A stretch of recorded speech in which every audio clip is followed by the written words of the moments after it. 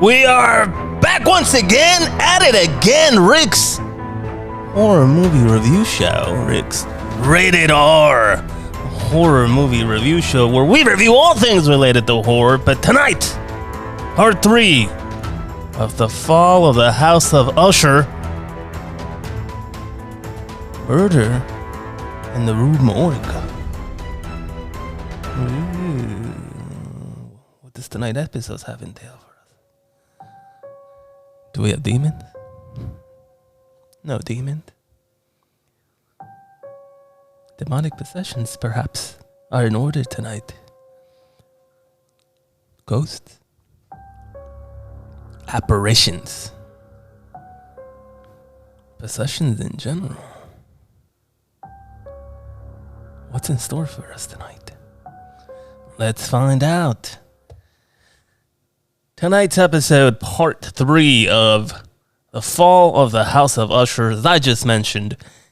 And I'm going to be very honest with you. I know what you're going to say. I can tell already. Can you? Well, I mean, I think we're going to skip the things I liked and the things I didn't like, because you said you weren't going to do them because, you know, it's kind of like the same movie style. But I mean, you could still do it if you want. Yeah, we'll just mention them along the way. Let's just jump right into this one and not delay the inevitable. The story. We pick up the story. Well, you know, we're really grunge, my guess. Is that Peter Griffin from Family Guy? It is. I love that show. This episode felt a lot like the last episode, and I hope they don't continue this. I felt like there were differences between episodes 1 and 2. I think episode 1 set the stage for some of the events that are to come, but the differences between episodes 2 and 3, I didn't really feel like it. In fact, they sort of actually start in very similar fashion, as we're going to get into the story immediately. I'm just going to point that out. I'm going to go point that out right now. They're very similar in terms of structure and the way they're flowing. And this one actually felt kind of slow. And this is an hour-long episode. And by the way, we're like pushing into like 8 hours worth of content for this show. But you say you like Mike Flanagan's work. Aren't you excited that you got like 8 hours worth of material to cover? Normally, I would be excited. And not that I'm not excited. I think there's a lot of story to be told. But I'm going to be honest with you. I just didn't feel like this episode. Well, you know what? I'm just going to come out and say it. The wrong sister died. Oh, you talk about Count Mel. Oh, yeah. Yeah, I know what you're talking about. She's kind of my favorite, honestly. She's like probably the least crazy or weird in the whole bunch of kids. I don't know. I just think I like her the most. Yeah, I agree with you. So the wrong sister died. And I'm a little disappointed because now, you know, that character is not going to be, apparently not going to be in the rest of the show. But it is what it is. Anyway, let's get into the story. So there's another flashback. And now you're familiar with Roderick. And you're familiar with Ligadone. And you're familiar with all that stuff. And in the last episode, we talked about the relationship between the young Roderick and his boss at the existing facility, and and how that played a part into how he became who he is later in life, right?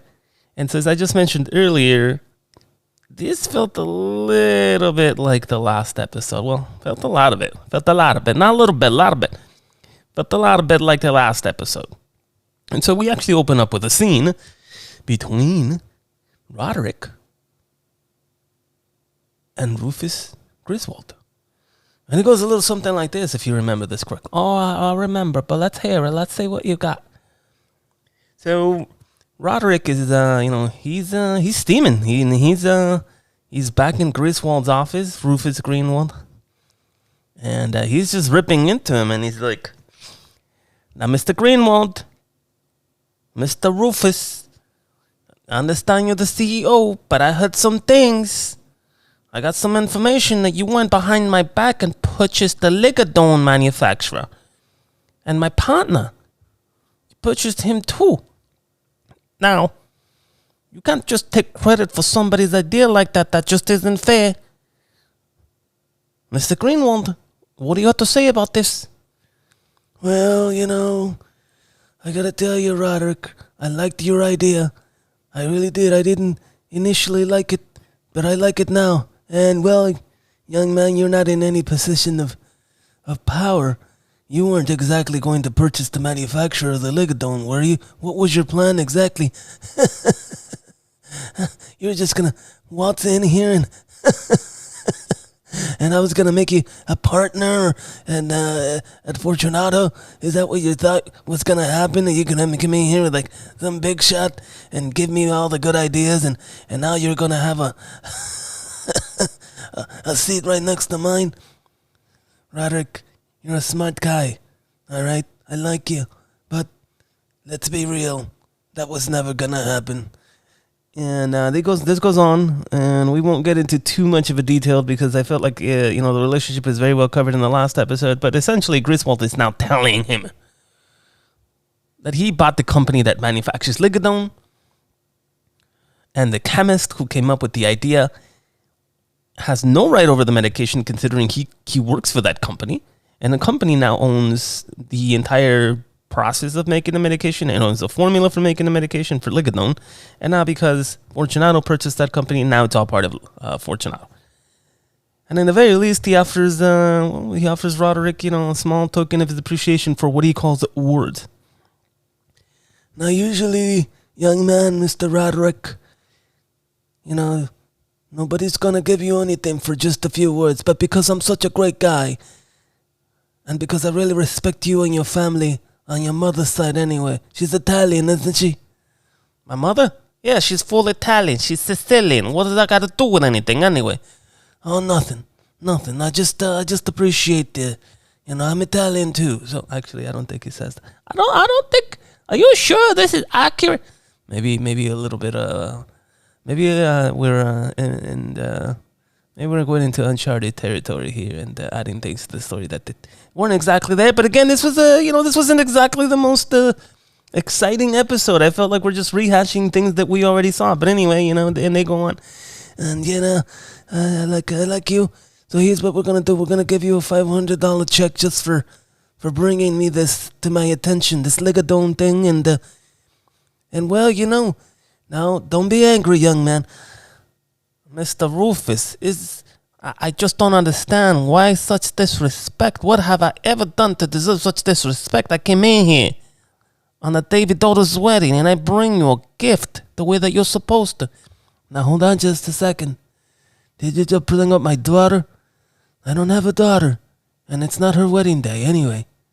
What are you saying, Rufus? I'm sorry, what are you saying, Roderick? I'm confusing myself because of all the crazy things you're talking about. Roderick, I've had enough of you. Here's your $500 check, and I'm going to move you to the 10th floor so you're a little closer. You know what? It's not all bad news for you.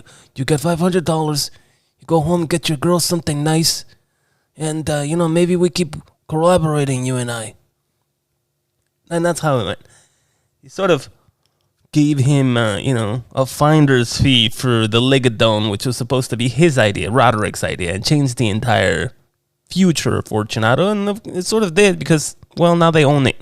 So Roderick's shit out of luck. And then again, very similar to yesterday's episode, or rather to the episode before this, there's a scene where he goes back home and he starts talking to his wife again, and Madeline again urges him to, to keep the old chin up. Now, Roddy, you gotta keep that chin up. That Griswold, he played you fool. He played you like a fiddle. But that's all right. You're learning. And don't you worry. Time is on your side. If I could turn back time. So you'll be just fine. Did she really bust into that song at that? No, I don't remember that. Yeah, she did. Just watch the episode again. All right, I'll wait. Anyway, we flash back to what? Back to the the future, Marty! Are we going to use the same old jokes we said in the last episode? I mean, I think it's appropriate considering it's the same episode and stuff. It almost feels like we're doing Back to the Future Part 2. If you recall Back to the Future Part 2, oh, I love those movies about the DeLorean and the time travel. You know, time travel in Einstein's universe is actually pretty interesting stuff. You can actually calculate traveling into the future. And I'm not going to get too mathematical or technical about this, but time travel to the future is actually very much possible in Einstein's universe. But traveling to the past, well, now that's a different animal. Maybe we can have an episode on time travel. I would love an episode on time travel. Love it. Anyway, fast forward to the future. And now we have a scene where Hank Pym, Luke Skywalker himself, Mr. Mark Hamill, arrives at the scene of the horrendous orgy and the, what's left of the people who were badly burned and disfigured and just stuck on the ground. There's just death everywhere. And it's gruesome. And it's disgusting. Oh, and it was a beautiful thing. Probably the best thing of the episode. Anyway, he's looking for evidence, obviously, because a family member died. Perry died. And as it turns out, there's somebody else that was also there. Morella, as you know. Oh, yeah, Morella. Yeah, absolutely. She was there, too. She didn't leave the way up when Vanna told her. Vanna told her, honey, you gotta go. But Morella didn't pay attention. And so anyway, as Hank Pym walks through the remains of the terrible so-called accident, but really it's more neglect. He sees and finds Perry's body, who has that mask that Verna was wearing before she left. She put it on him, as we remember. And Hank identifies Perry and takes his phone. Really what he was looking after. But he also notices cameras everywhere. See, now Hank, he's a smart guy. And he continues to walk amongst the dead. Further walking still. And suddenly something grabs us, like, oh Jesus, just scared me with a jump scare. And it happens to be Morella. She's alive. He runs out of the facility and tells everybody, we got a survivor here. Bring in the first aid. And sure enough, they rescue Morella and they take her to the hospital. And I think the only other part in this particular part of the story, how many times you're going to say part? The actor who got this part. Oh boy, you're just going to keep using that word. No, I won't. I'll stop. The only other important thing to point out here in this scene is that it leads to a visit. Well, once Morella makes it to the hospital, her daughter, Lenore. Lenore, quote the raven, Lenore. Daughter Lenore shows up to the hospital to visit, and there's Frederick is there. I think Hank was there. Maybe it was Camille. I don't recall. Anyway, she asks to visit her mother, and her mother's in this amazingly protected room. She draws the curtain, I should say. Boy, you really want to make sure you use the correct verbs and words when you speak, don't you? Well, we must try. Draws the curtain open, curtains, plural. Draws the curtains open, and she sees her mother there, or what's left of her anyway. No skin, bandaged up, recovering, thankfully. Physically, at least. Oh, I see what you're hinting at. She's gone lost her mind, don't you think? Wouldn't you? I think so too. I think maybe I just wish I would have just, kicked the bucket, to be honest. Well, I don't know. I don't think so. Life is life, man. Well, you got a point there. Anyway, Lenore is drawing the curtains and sees her mother, and her mother's bandaged up. And her mother begins to lucid is the best way that you can describe it. Starts taking the bandages off. And what you see, and you barely see this, but you see her disfigured face and arms and body, and it's disgusting. And obviously, because of the chemicals that weren't actually acid, as we find out later, Roderick explains this soon enough.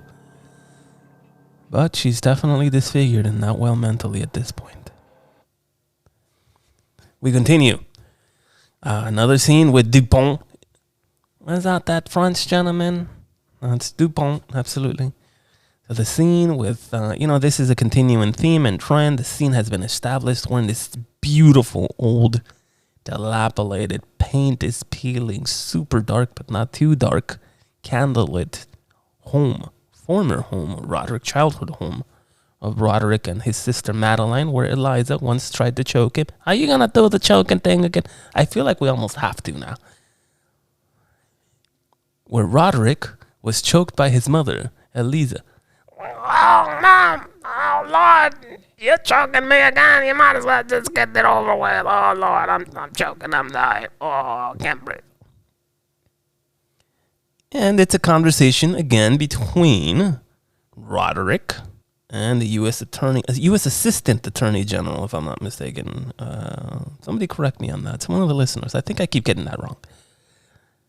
Oh, the listeners will correct you. There was a comment the other day about the red blood on that Insidious movie from somebody. They said that you said that he painted the red door, but he actually didn't paint it. He cut himself and then the blood painted the red door. I read that comment too. Listener, if you're out there, we're reading your comments. Anyway, it's Roderick and it's Dupont. And they continue to talk about, the deaths of the children and how this could have been prevented. This particular one, Perry's death. And this is where we find out, in fact, that it wasn't acid. It was some chemical byproduct of something that they were using to create, medication or something that Fortunato. They deal in dirty stuff. And it was a byproduct. And the reason it was up there in tanks is because way too toxic to get rid of it under normal circumstances, if I'm not mistaken. And the plan was to demolish the building and eventually use the demolishing of the building as a front for getting rid and disposing of these super highly toxic chemical byproducts of the procedures that they were using for the procedures that they were performing. Boy, that's real vague. Man, they're sort of vague about it, honestly. And this is where, that chemical byproduct was tied into the main line by somebody's uncle's uncle. No, what is this? Somebody's cousin? What did Roderick say? I think it said cousin 3 times. He's like, somebody's cousin's cousin. Is that you, Roderick? I think so, yeah. I'm not great with the voices. I'm going to be honest with you. All right, well, that's cool. Not everybody is. I know. I mean, I could try again. I'm going to give it a shot. All right. I think, it's just getting worse. Never mind. I'm just not going to do it. All right, that's fine. Don't worry about it. Anyway, this is where Roderick reveals that, that the chemicals were there because they didn't get rid of them that were supposed to. They wanted to avoid. It wasn't that they couldn't get rid of the chemicals. It was the fact that, they carried hefty fines and potential legal action against them. So they just hid them, essentially. And this is what wound up killing Perry and deforming Morella. And then there's this scene here further on. I like to put these scenes together because they're few and far between. You only see this like 2 or 3 times. But there was this huge dialogue that I actually found kind of annoying, to be honest.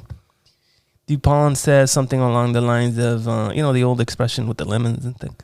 Oh, when life gives you lemons. That's right. Dupont's like, or actually Roderick's like, well, when life gives you lemons. And Dupont immediately answered, yeah, Mike lemonade. That's right. He immediately answered with that. But of course, Roderick goes on this giant diatribe of, the things that you must do before you make the lemonade.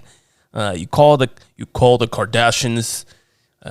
You put it up on the Instagrams, the X, the Facebooks. You write a movie about it. It's trending with the hashtag. People wear it. Lime is the new diamond. The new scent of the century is lime. All perfumes smell like lime. Beds are lime colored. The TVs are green lime. Limes win an Academy Award for the best picture about limes. And then, and only then, do you make the goddamn lemonade, Dupont. Yeah, he's really where it is when real. I mean, we get the point, you know. You make a profit before they make the lemonade. I get it. Yeah, that was the point. Anyway, fast forward to another scene now where Camille, our favorite character, Camille, everybody. I love Camille. More Camille, please.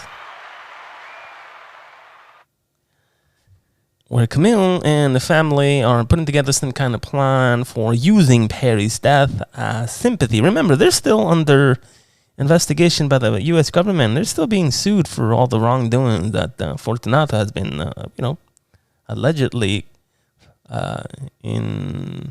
guilty of. Oh, that's right. That's still happening, isn't it? That's right. And because Camille is head of a PR firm, she's trying to spin. This is the word. Spin.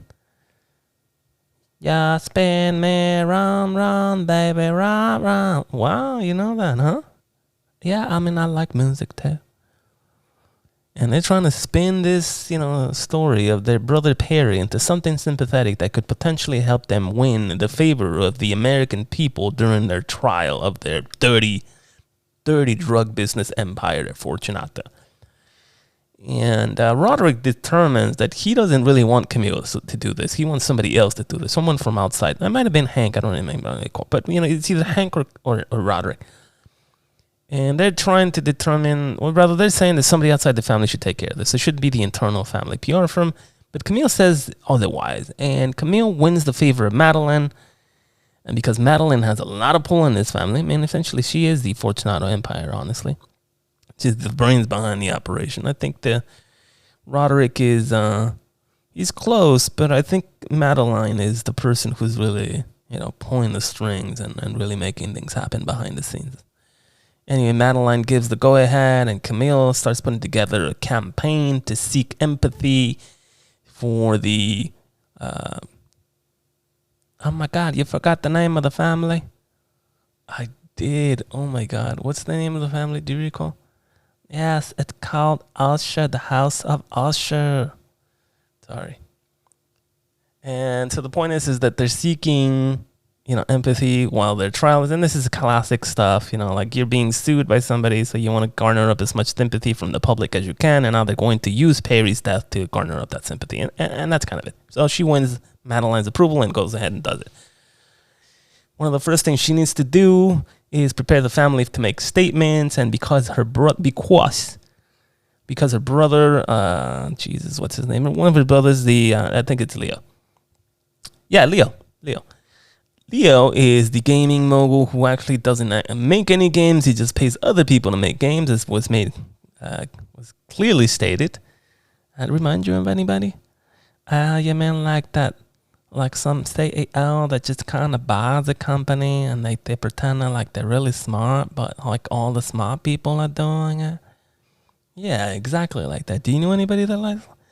I mean, I kind of do, but should I say it? Absolutely, you should say it. Have no fear. This is our fucking show. I mean, he reminds me a little bit of Elon Musk.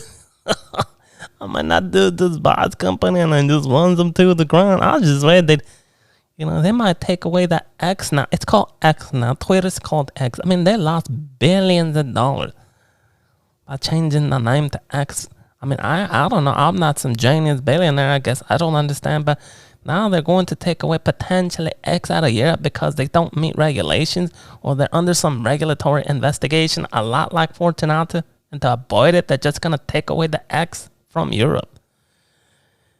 Well, isn't that an interesting parallel, huh? I guess that's very close, even with the regulatory stuff, yeah.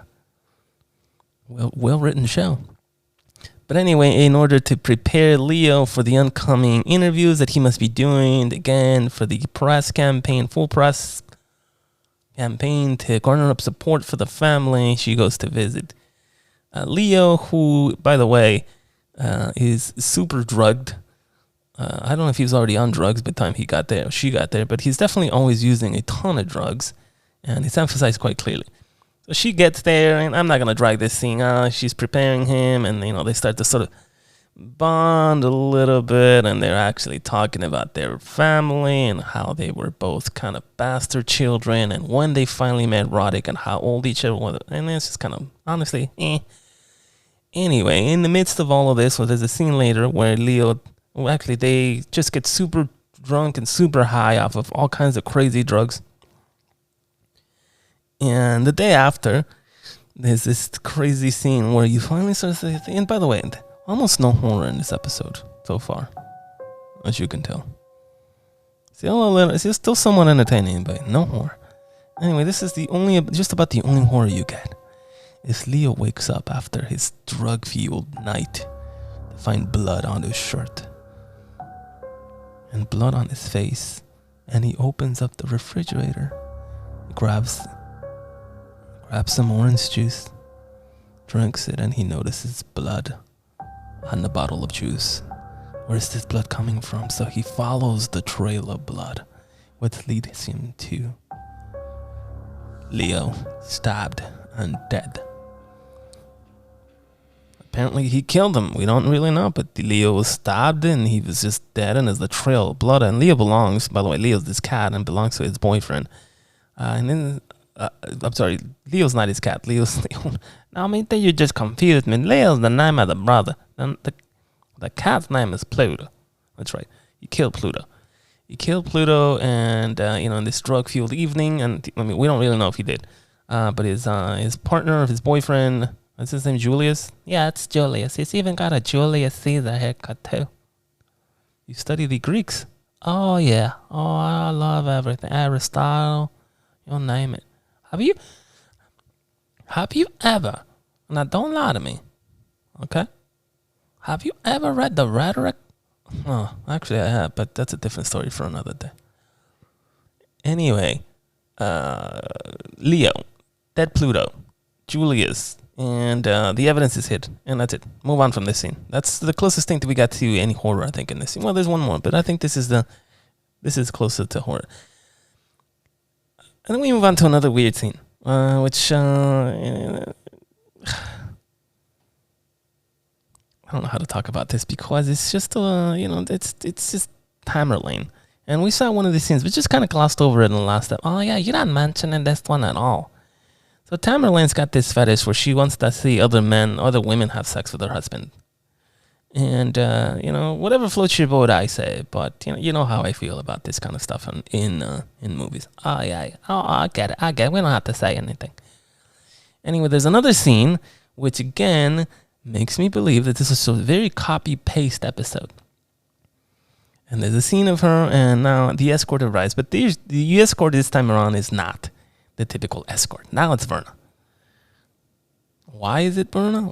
We don't really know right now. But Verna is a much better actress at this role playing of being a wife that comes home while Tamerlane's husband, while they pretend to be a married couple, and Tamerlane sits over there, pleasuring herself. And Verna shows up and she does a tremendous job, so much so that Bill's like awestruck. Oh my God, are you asking me about my day? Well, it was actually kind of tough. And Tamerlane's just over there like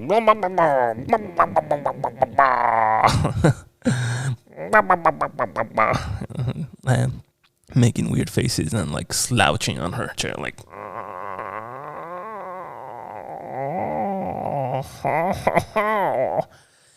and that's sort of it for that scene.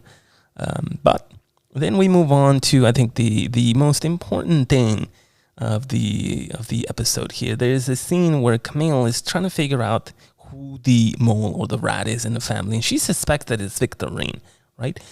Because of what's been happening with the Animal Heart stuff that hasn't really been working out, and she discovers that, or there's the rumor, allegedly, by her staff that she recently fired. Her staff, who she also sleeps with, by the way, part of her staff. This stuff that Victorine, and Victorine's her sister, right? Oh yeah, Victorine is the surgeon.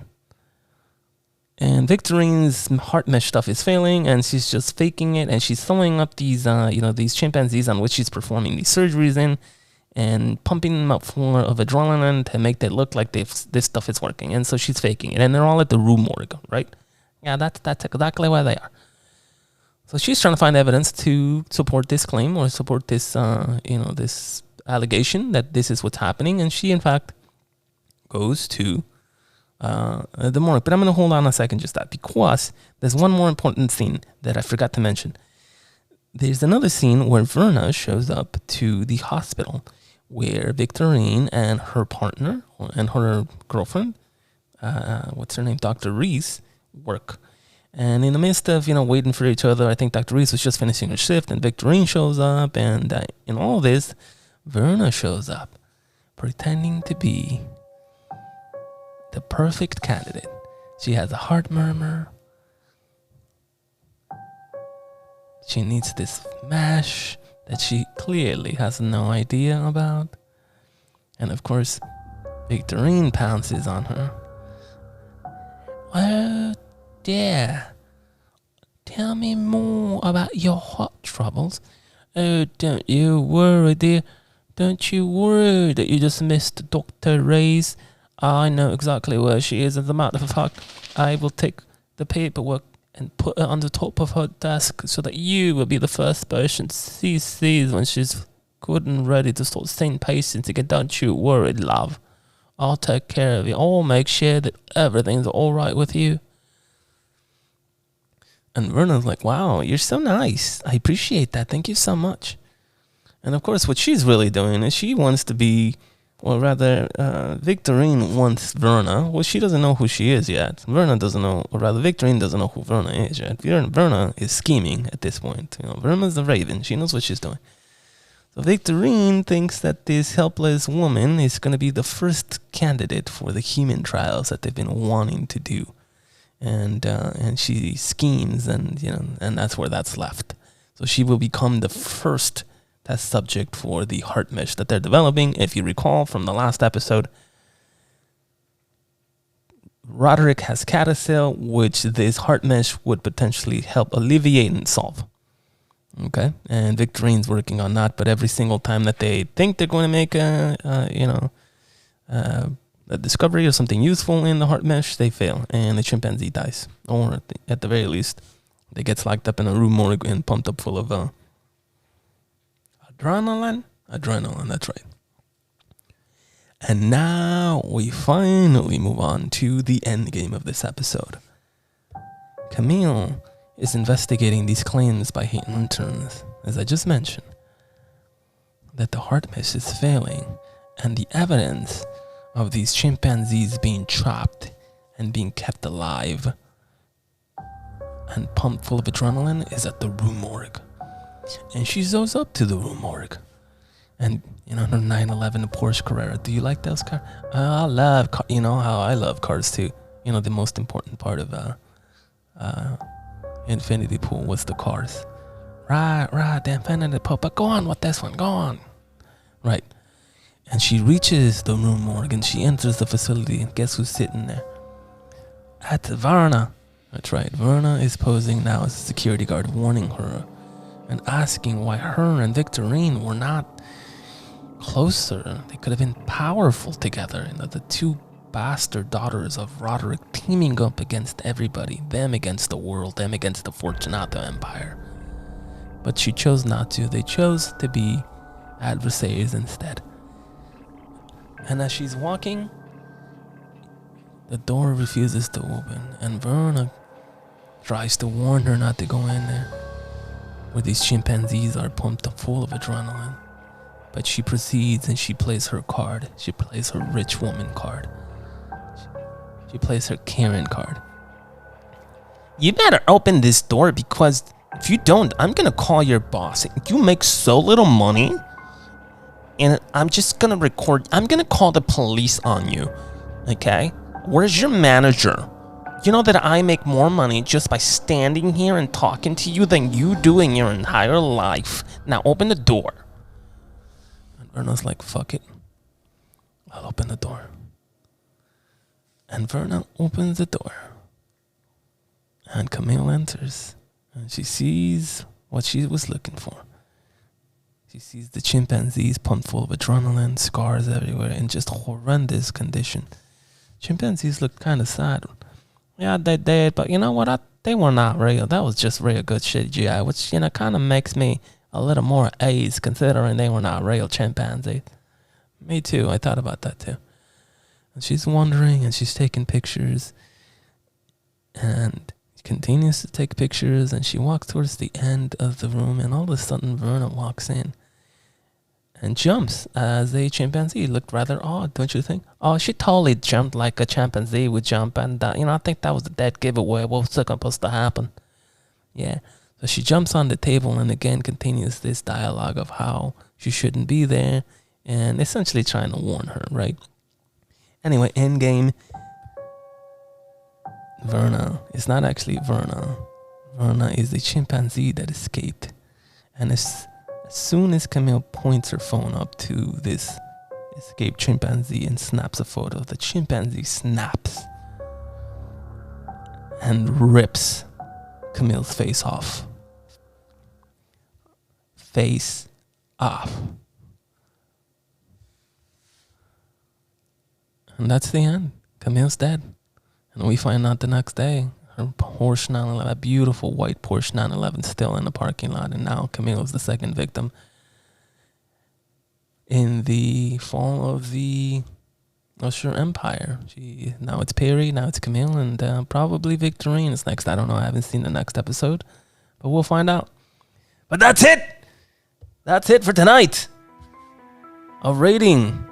I felt like this was a copy paste. What do you think? I mean, they were adding some interesting things, I think. But, I kind of agree. I just, not enough new material. For copying paste, we're going to give this episode a 6 out of 10. Not the worst thing I've ever seen, but also not the most original one. If you're still here listening, we really appreciate you stopping by on another exciting episode of Rick's Horror Movie Review Show. Rick's Rated R Horror Movie Review Show, where we review all things related to horror. But tonight, The Fall of the Usher Empire, Episode 3, A Murder in a Rue Morgue. Thank you so much, and until next time, have a great night.